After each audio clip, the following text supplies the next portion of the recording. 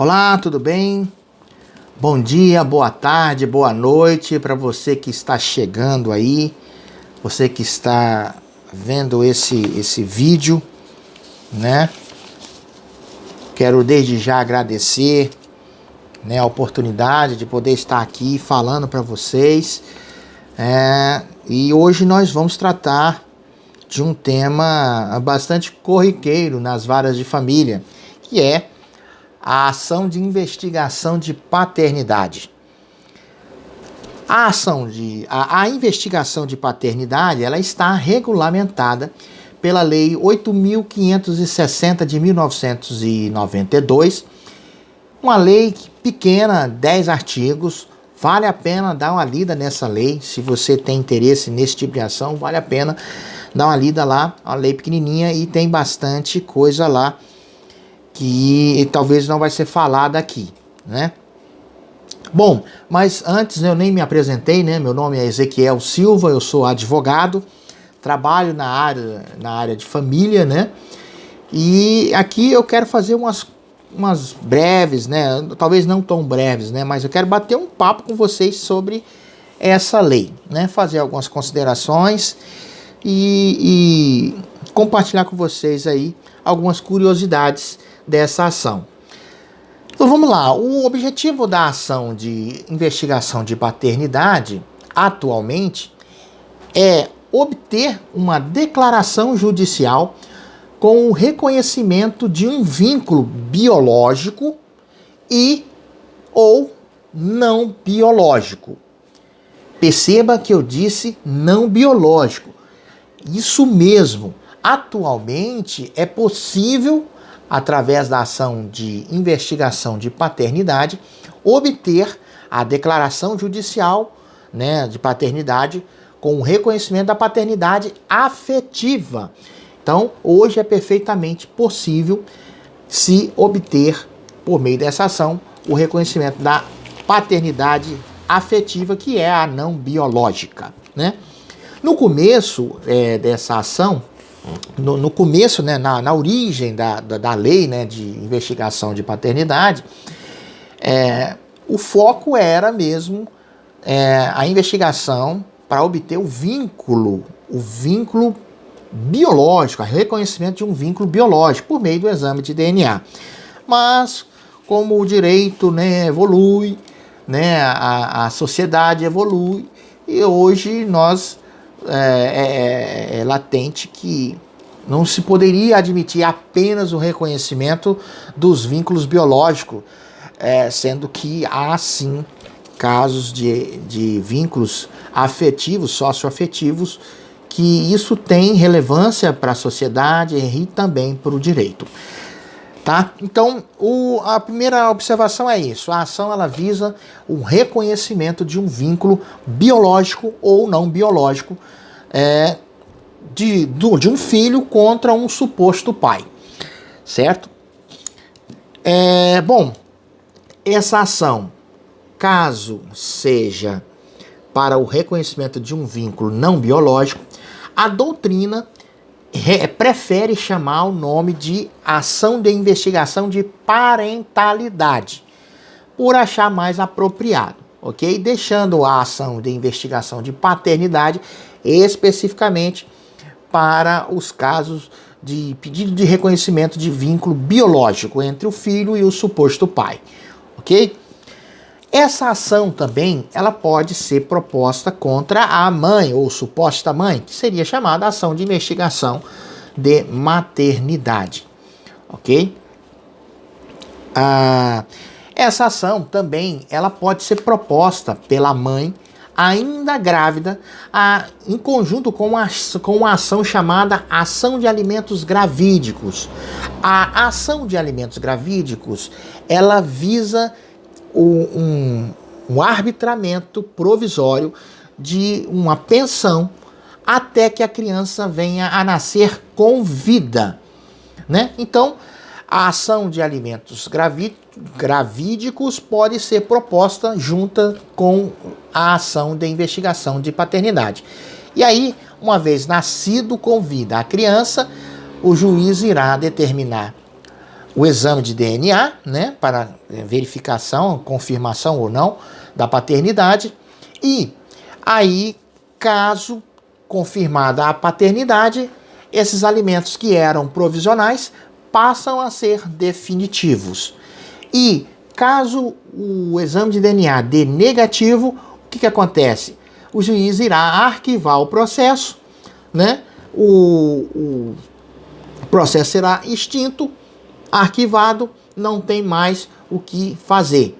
E aí você me pergunta, tá, mas e o pai que foi demandado e não era pai? Ele tem direito a receber essa pensão que ele pagou indevidamente de volta? Essa é uma pergunta muito comum. Pois é, pessoal, não tem como reaver esses alimentos provisionais que foram pagos durante o período gravídico até o exame de DNA confirmando a ausência de paternidade, ou a negatória da paternidade. Então, o que foi pago de pensão já era, não tem como mais, a lei não admite receber esse dinheiro de volta e nem compensar.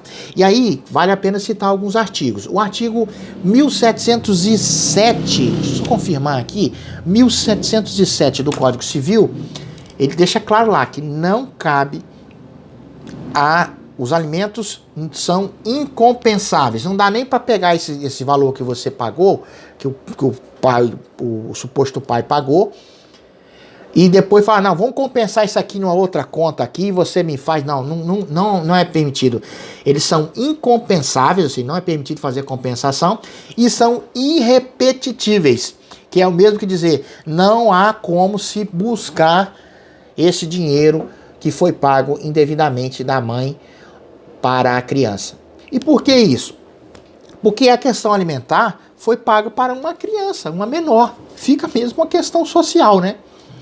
Então, já fica aí sabendo, no caso de o exame de DNA der negativo e estivesse pagando alguns alimentos provisionais, o que vai acontecer é o arquivamento do processo, o juiz vai extinguir o processo, vai encerrar a cobrança dos alimentos, que se a pessoa for empregada, o juiz vai oficiar a empresa para abater imediatamente lá do contra-cheque do suposto pai, mas com o exame negativo do exame de DNA, vai ser oficiada a empresa para cessar o pagamento da pensão e o processo será encerrado e se arquiva ali e pronto, encerra ali.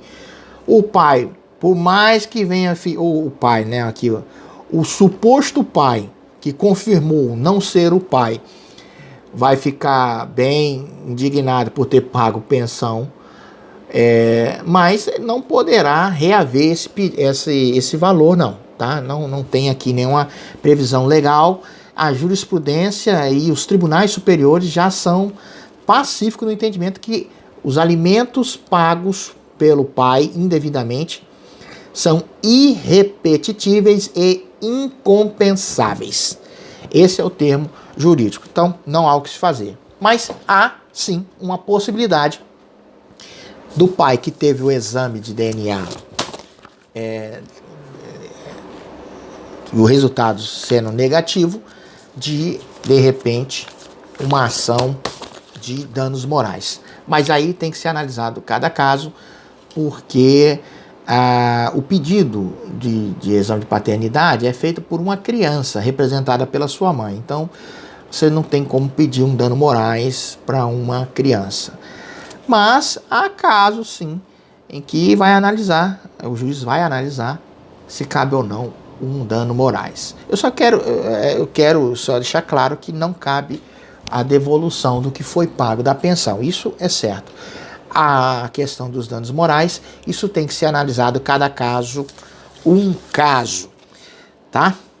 Então vamos lá, seguindo aqui. Então pode ser proposta a ação de investigação de paternidade comunada com a ação de alimentos gravídicos. Culminada é a mesma coisa que juntas, né? Juntas, ok? Então vamos lá. E em caso de recusa do pai em fazer o exame de DNA, o que acontece? Bom, se o pai se recusar a fazer o exame de DNA, segundo a súmula 301 do STJ e o artigo 232 do Código Civil, presumir-se-á verdadeira a paternidade no caso de recusa do suposto pai. Só que essa presunção é relativa, que é o mesmo que dizer que esse pai pode, esse suposto pai, né, ele pode se recusar a fazer o exame de DNA, mas tem o direito de provar as suas razões do porquê ele entende que não é pai. Então ele pode fazer provas. Um exemplo. Então, como eu dizia, no caso de recusa desse pai em fazer o exame de DNA, será oportunizado ele a fazer provas das suas razões de por que ele entende que não deve fazer o exame de DNA. O juiz vai, obviamente, analisar porque, no caso de recusa do pai, presumir-se-á verdadeira a paternidade, nos termos da súmula 301 do STJ e artigo 232 do Código Civil. Só que essa presunção, ela é relativa. E a presunção relativa é aquela que admite prova em contrário.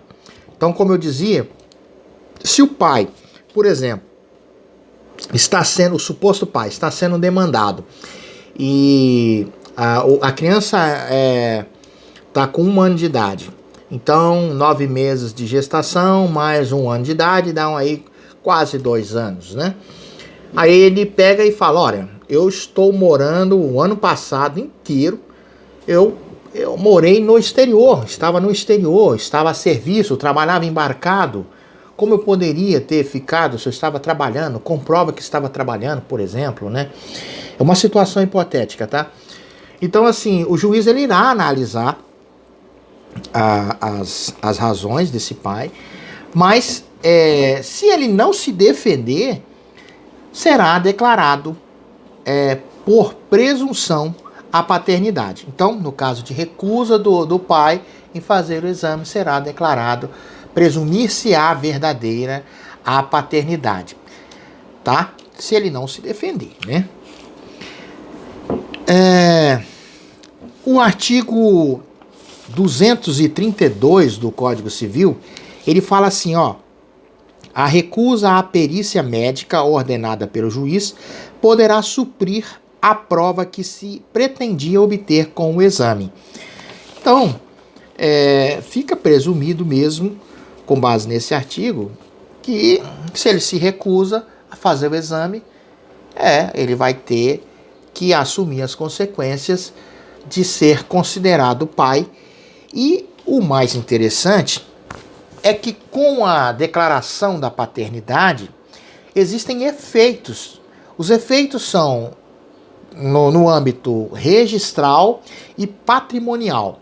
O âmbito registral é aquele que vai se direcionar à certidão de nascimento, onde será feita a retificação do nome do filho, incluindo o sobrenome do pai.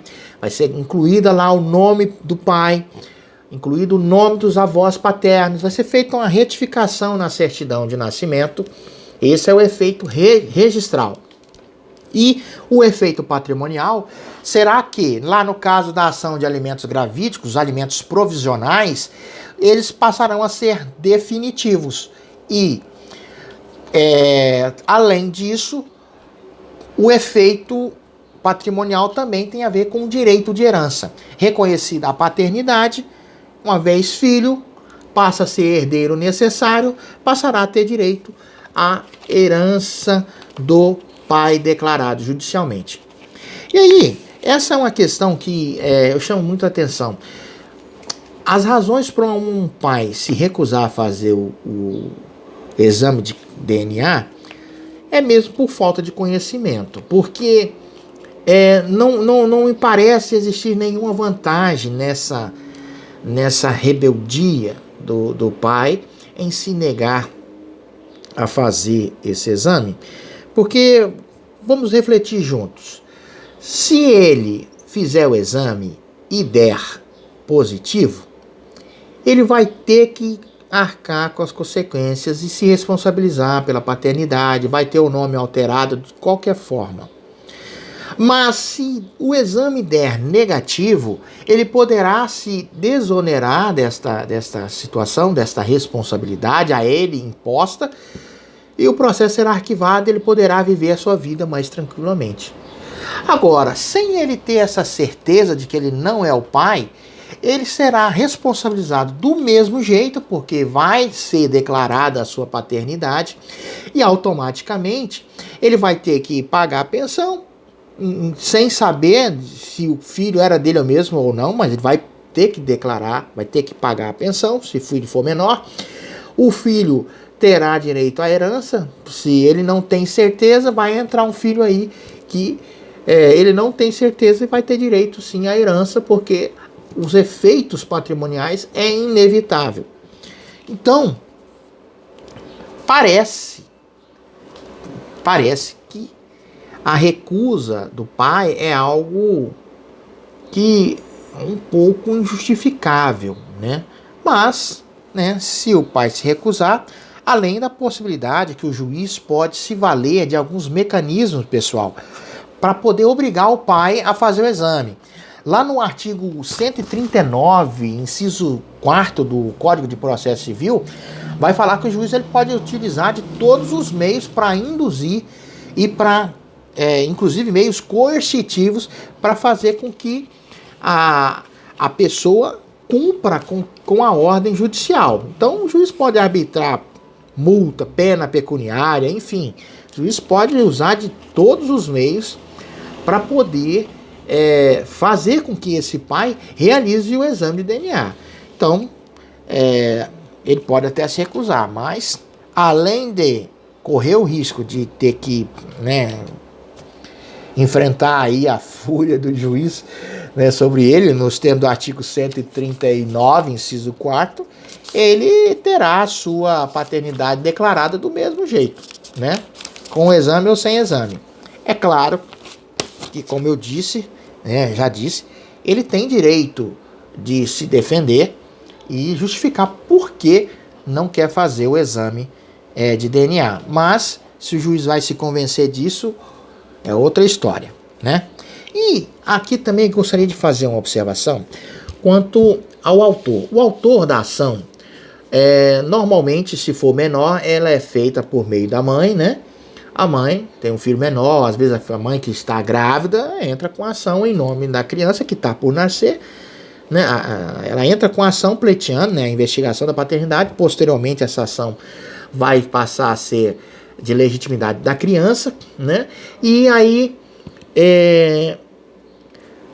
quando ela entra com essa ação, representando a criança, é muito importante que o autor da ação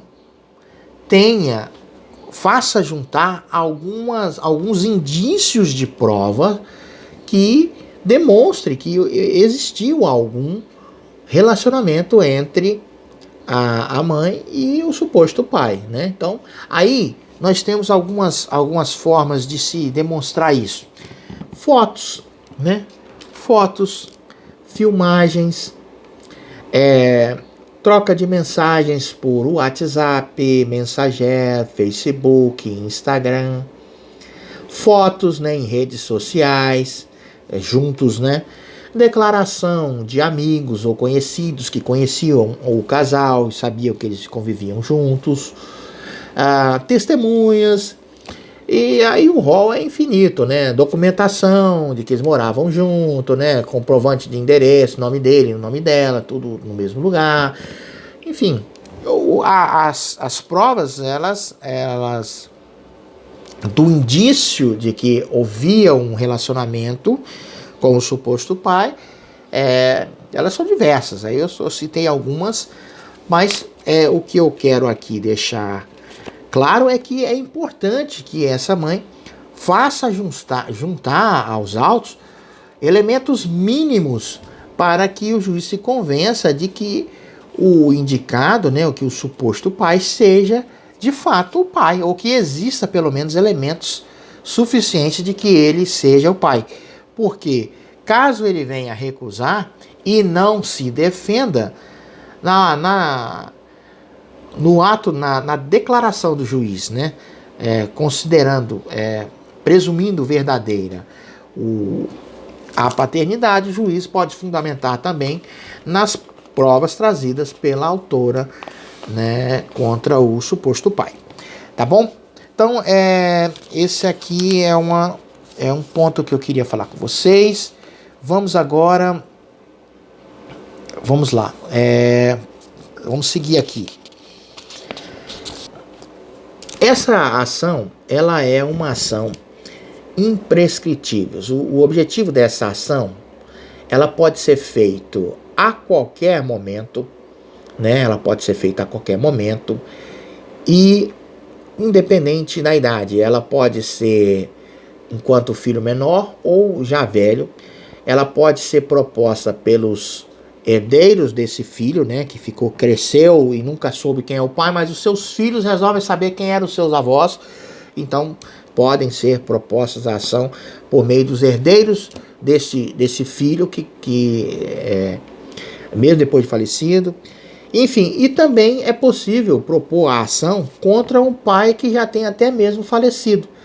Então, no caso de ação de investigação de paternidade pós-morte, os indicados, né, quem serão indicados no polo passivo, será as famílias ou os parentes próximos ao falecido. Se o falecido tinha outros filhos, né, pais, né, do falecido, enfim, existe algumas pessoas que permitem com que a medicina verifique pelo exame de DNA se colhendo o material genético do parente próximo do falecido com o filho, né, investigante, há-se a possibilidade de verificar se ele é ou não filho do falecido. E aí,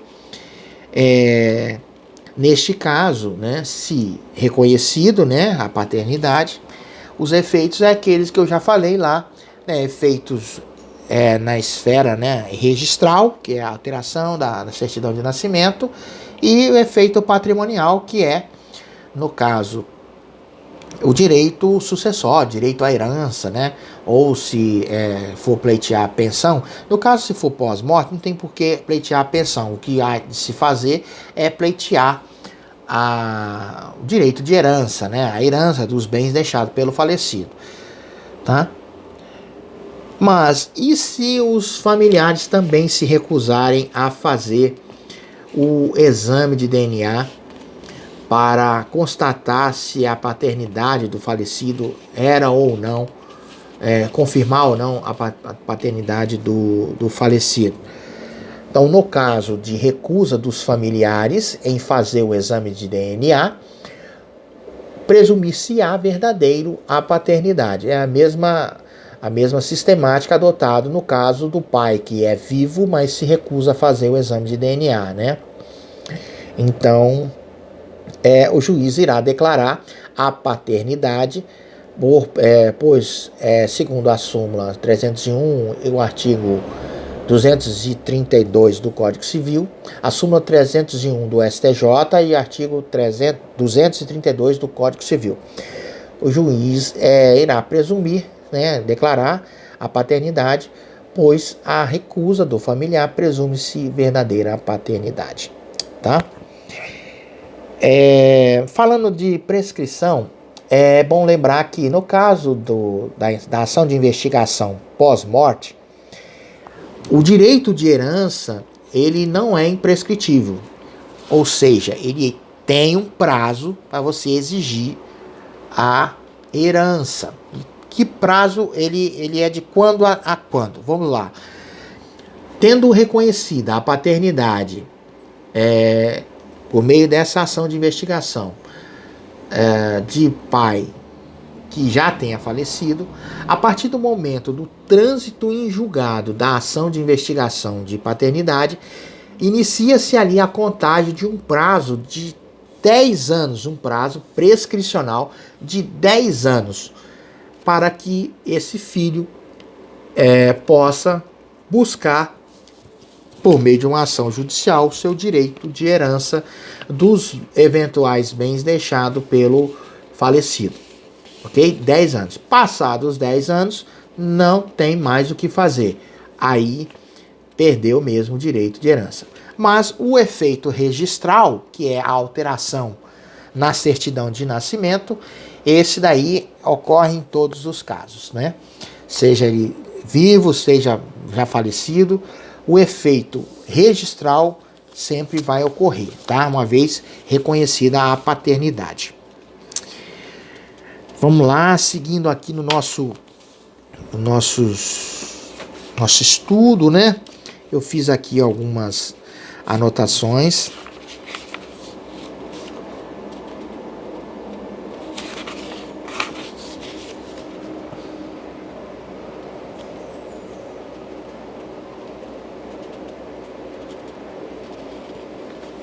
Uma observação também, nas ações de investigação de paternidade pós-morte, a exumação do corpo, né, do suposto pai falecido, ela praticamente não acontece. Ela só vai ocorrer no caso de ausência de familiares, né, que possa fazer o exame, né? Sabe que, por exemplo, eu acredito que um primo distante não é possível fazer um exame de DNA para confirmar a paternidade, porque está muito longe, né? Então, mas assim, se não existindo familiares que possam fornecer material genético para fazer o exame de DNA, neste caso, aí sim será permitido fazer a exumação do corpo, né?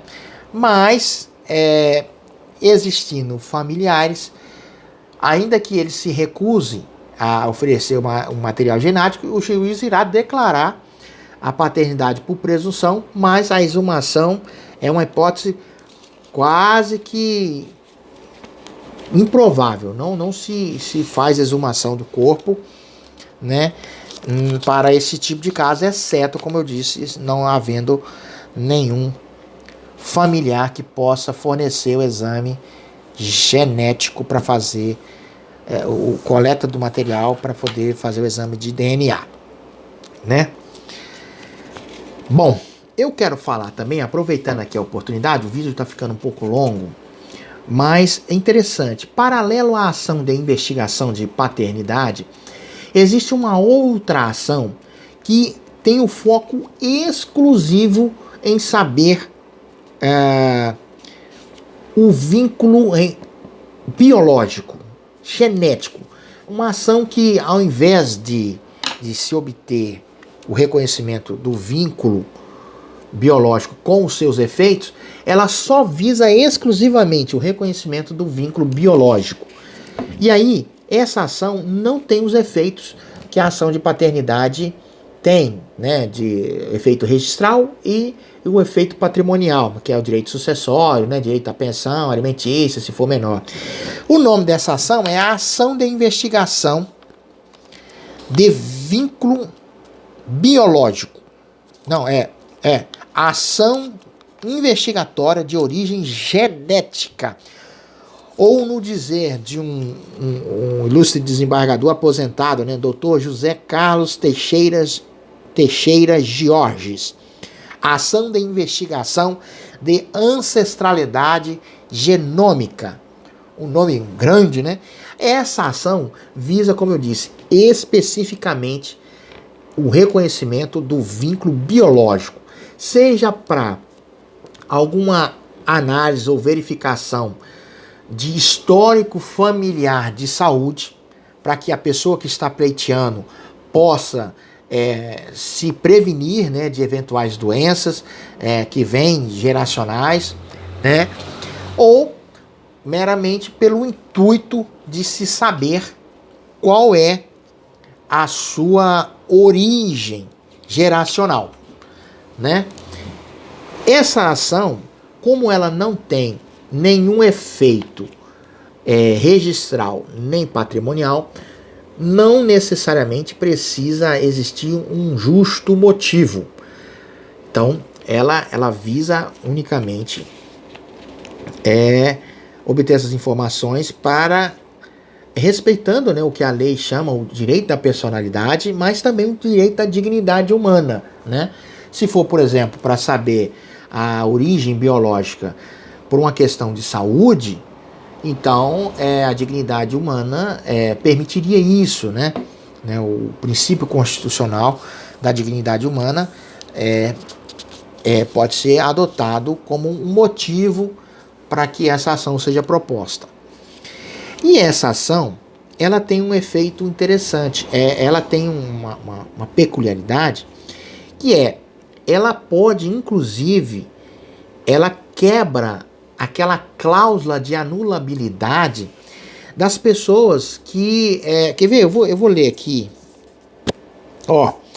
Ela pode ser proposta independente da cláusula de anonimato dos doadores de material fecundante nas reproduções medicamente assistidas heterólogas, que se dá quando há a doação por terceiro anônimo de material biológico, ou quando há a doação de embrião por casal anônimo para ser feito uma inseminação artificial. Então, existem essas pessoas que fazem doação de material genético, né, para essas clínicas, elas têm o direito, né, de uma cláusula de anonimato. Essa cláusula, ela vale para praticamente tudo no direito civil, exceto para esse tipo de ação. Por quê? Porque essa ação visa exatamente isso, identificar o vínculo biológico.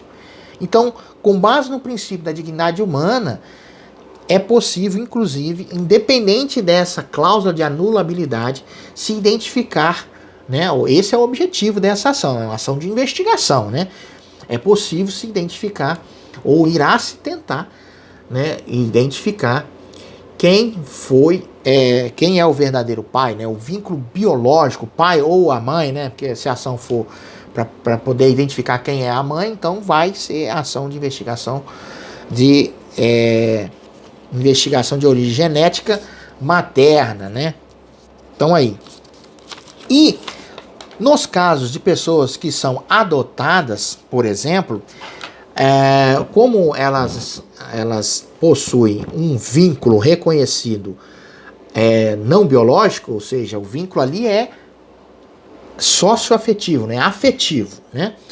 Então, a lei permite, né, que o filho adotado, ele pode, ao completar 18 anos, pleitear, né, o reconhecimento pleitear, né, por meio dessa ação de investigação, o pedido da origem biológica dele, quem são os seus pais biológicos, né? Então é possível. A Lei 8.069, né, de 1990, que é a lei do Estatuto da Criança e do Adolescente, no seu artigo 48, vai dizer que o adotado tem direito de conhecer sua origem biológica, bem como de obter acesso irrestrito ao processo no qual a medida foi aplicada seus eventuais incidentes após completar 18 anos. Então, acesso irrestrito a todo o processo de adoção naquele momento em que foi feito a extinção do vínculo jurídico, né, dos pais biológicos com os pais adotantes, né? Isso fica armazenado e o filho adotado pode sim pleitear na justiça para ter acesso a essa documentação, a esse processo, e ali, de repente, é identificado por meio desse processo quem são os seus pais, entrar com a ação dessa que eu falei aqui, a ação de investigação de origem genética ou investigação de ancestralidade genômica, para obter a declaração, obter o reconhecimento, né? Obter aí a realização do exame genético de DNA exame médico para poder verificação do seu vínculo biológico ou ancestralidade, tá? Mas então, nessa ação, como eu disse lá atrás, não cabe aqui o suposto pai, né, negar. Se eles se negarem a fazer o exame, como é que faz? Aqui não cabe essa questão da negatória. Aqui o juiz irá aplicar o artigo 139, inciso 5 do Código de Processo Civil, usando de todos os meios para induzir e meios coercitivos para fazer com que o polo passivo realize o exame, né? Porque a ação ela visa exclusivamente a realização do exame. Ela não visa questões patrimoniais, ela não visa alteração na certidão de nascimento. Inclusive, se a pessoa foi adotada, ela não quer mudar o seu registro de nascimento por meio dessa ação, né? Não é o objetivo dessa ação mudar a certidão de nascimento, não é o objetivo dessa ação obter alguma vantagem patrimonial, porque o efeito patrimonial não cabe aqui nesse tipo de ação. Mas essa ação normalmente são propostas por questões de saúde ou por uma questão de necessidade de se conhecer a sua ancestralidade geracional, normalmente por questões de saúde, né? Então, com base no princípio da dignidade humana, vai se buscar aí investigar para se fazer com que possa ter esse exame de DNA, esse exame médico obtido, né? E realizado. Tá? Bom, é isso que eu queria passar para vocês. Essa ação de investigação de paternidade e a ação de investigação de origem genética são ações que podem ser propostas na vara de família, né? E a ação de investigação de origem genética, ela é específica, ela é exclusiva do filho, né, do interessado. Ninguém pode entrar com essa ação por ele. Mas, na ação de investigação de paternidade, a mãe representando o seu filho pode entrar, né, no caso dessa ação, se for o caso de que os netos querem saber de quem são os seus avós biológicos, porque às vezes o pai não entrou, mas após o falecimento dos seus pais, os netos podem entrar com ação pleiteando investigação de paternidade dos seus avós, para vincular ao seu pai, né? Então, assim, é possível. Inclusive, o Ministério Público também tem legitimidade para propor a ação de investigação de paternidade nos casos em que o interessado, o filho, for menor, né, ou incapaz, né, incapacitado, né, o Ministério Público tem legitimidade para propor ação também, né. Bom, é isso. Existe muito mais o que falar sobre esse assunto, né? O tema é bem vasto, né? Mas o vídeo já ficou bastante longo, né? O objetivo aqui era ponderar mesmo algumas questões e deixar para vocês aí esses pontos para conhecimento. Eu quero agradecer a oportunidade, né? Agradecer você que assistiu esse vídeo até aqui. Te pedir que, se você gostou desse vídeo, curta, compartilhe, se inscreva no meu canal, ative os sininhos para não perder nenhuma novidade e comente aí, né, o que você achou desse vídeo, né, se você já conheceu algum caso assim, né, de ação de investigação de origem genética, se você já conheceu algum caso assim. Enfim, deixe o seu comentário, curta, compartilhe. Muito obrigado, um grande abraço e até o próximo vídeo.